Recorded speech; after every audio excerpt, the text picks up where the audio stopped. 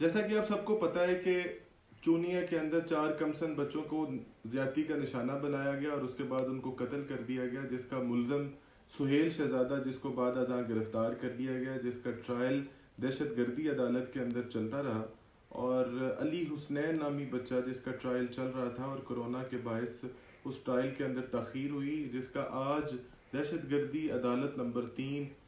एजाज अहमद भुट्टर साहब जो उसके जज साहब हैं, उन्होंने आज उसका फैसला सुनाया है, जिसमें मुलजिम को 3 दफ़ा सजाए मौत, 1 दफ़ा उम्र कैद और 32 लाख रुपए के मुख्तलिफ जुर्माने उसको किए हैं। और इससे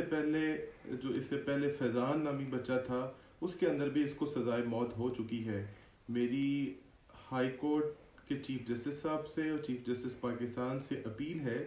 कि कसूर और पूरे पाकिस्तान में इस तरह के वाक़यात जो हैं वो बड़ी तेज़ी से हो रहे हैं, तो इसलिए मेरी उनसे दरख्वास्त है कि ऐसे मुल्ज़मान जिनके ट्रायल पेंडिंग है या जिनकी अपील पेंडिंग है, उसका फ़ैसला जल्द अज जल्द किया जाए, ताकि इस तरह के जो मुजरिम हैं वो अपने मंतकी अंजाम तक पहुँचें।